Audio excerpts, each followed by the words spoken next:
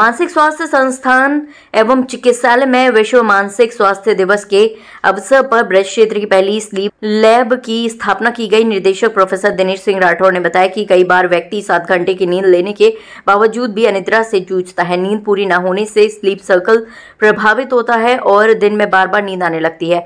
संस्थान में आज पहले लेवल की वीडियो पॉलीसोमनोग्राफी मशीन स्थापित की गई है, जिसके माध्यम से नींद के दौरान शरीर की विभिन्न जैविक गतिविधियों का रिकॉर्ड किया जा सकेगा। साथ ही मरीज का वीडियो भी तैयार होगा, जिससे नींद के दौरान की गतिविधियां जैसे झटके, करवट बदलना या सांस रोकना का सटीक अवलोकन संभव होगा।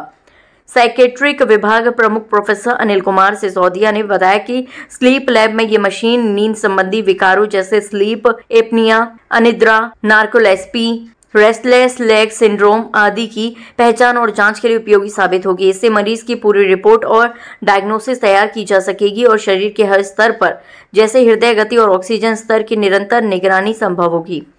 चिकित्सा अधिकारी डॉक्टर मनीष जैन ने बताया कि बढ़ता स्क्रीन टाइम और अनियमित दिनचर्या नींद संबंधी समस्याओं के प्रमुख कारण बन रहे हैं।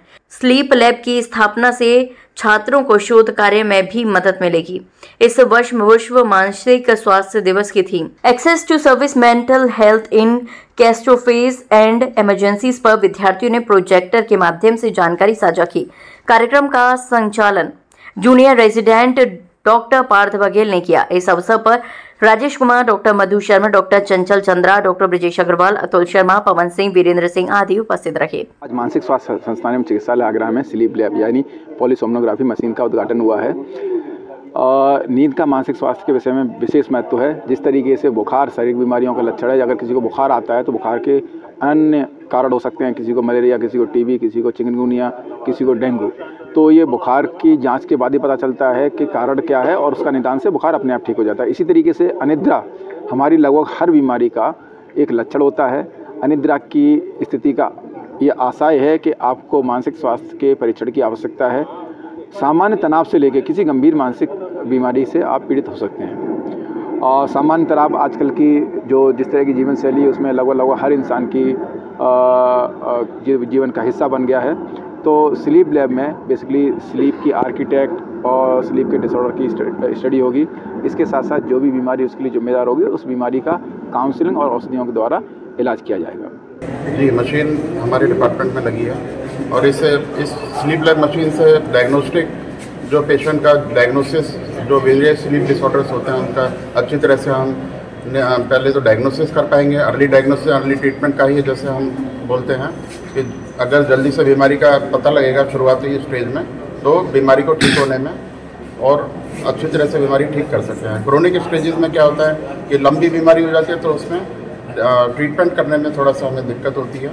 और क्रोनिक केसेस में ये देखा गया है कि प्रोग्नोसिस भी जिसे बोलते हैं आगे जैसे हम पेशेंट्स के रिलेटिव्स को बताते हैं प्रोग्नोसिस भी पुअर होती चली जाती है अगर क्रोनिक केस हो जाते हैं। आज हमारे यहाँ पे संस्थान में लेवल 1 स्लीप लैब का उद्घाटन किया गया और स्लीप लैब एक ऐसी लैब होती है जिसमें हम पॉलीसोमनोग्राफी स्टडी करते हैं, मतलब डिटेल मेडिकल इवैल्यूएशन करते हैं स्लीप और उससे रिलेटेड बीमारियों का।